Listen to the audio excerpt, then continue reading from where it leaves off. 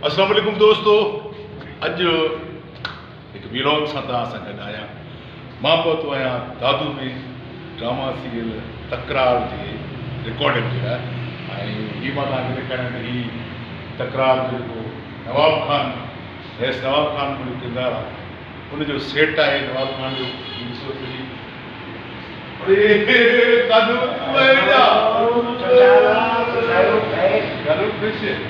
अची रहा तकरार ना बाबा तकरार लो सानू के किते ना बादे मां को डेढ़े कार तकरार में ना ड्रामे जी गाल।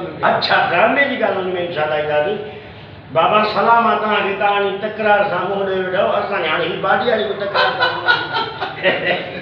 अच्छा एकड़ी गाल आ जडे इनको तकरार वगैरह किथे दे पर मुझे फोन कर दादा साईं मसलो हल पे मत दे ना मां तो चाहता तकरार ड्रामा जो हले रो जी जी जी उनमें मुखे खबर पया त तुजी एंट्री थियण वाली आहे।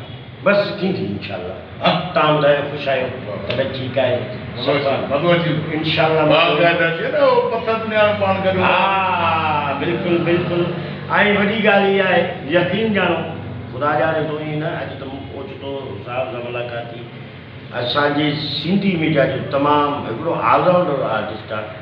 जडे भी इनके कई साल में ॾिठो वियो आहे दादा बुर्जी साहब आहे असांजी इहा ख़बर हूंदी आहे त हीउ कुझु न कुझु कंदो। जीअं हिकिड़ो ॻाइणो हूंदो आहे हिकिड़ो बेजार सुरनि सां यार हीउ बाज़ ॻाईंदो। जॾहिं बि साईं ज़ुल्फ़िकार काइम किरदार में आया उन्हनि खे तमामु बहितरीन ढंग सां बहितरीन हिकिड़े ढंग सां निभायो आहे।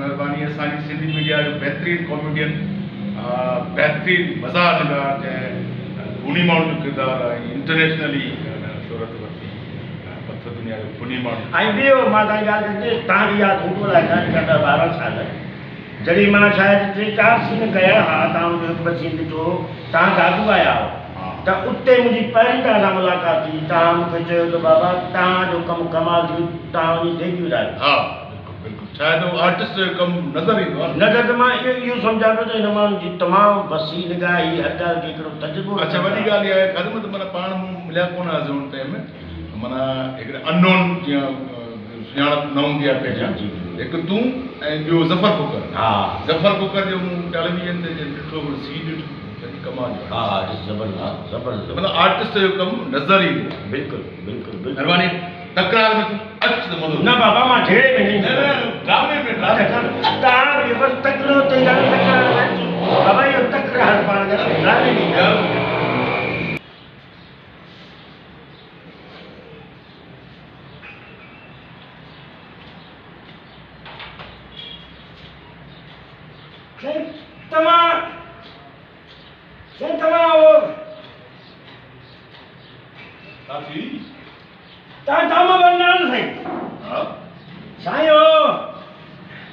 साईं पता चुने में मिठा ज्ञान तावन साईं आई साईं जो तकरार था मोहले बदो साईं नवाब खान बताओ आई साईं ओ ताजी इज्जत फिल्म जी खूनी तकरार थी ॾाढो थी हले वॾो बड़ो मोयो पेट्रोल महांगो आहे त हले पती तो जारी बाबा साईं आई हो तो ॿियो ड्रामो से ॾाढे जो दे जिंदगी घाटे जी निवार ज़िम्मेदार कॾहिं हिक मिलंदासीं साईं यकीन कयो न साईं मां ॼाओ ई कोन तब तव्हांजो प्रस्ताव साईं अमा ड्रामा जी सनी न मां पेट में हुउसि। हा साईं तव्हांजा नहीं वॾा ड्रामा न साईं मां वॾो पर तव्हांजो ड्रामो जॾहिं नथो हले न मां मानी न खाईंदो आहियां। महिरबानी पोइ ॿिए ॾींहं ते डबल करे खाईंदो आहियां। वाह वाह साईं वाह वाह अदाकार आयो साईं तमामु वॾो पुरस्कार आहे वॾो पुरानो साईं मां तव्हांखे सुञाणा बचपन खां साईं। इहो साईं तव्हांजो नालो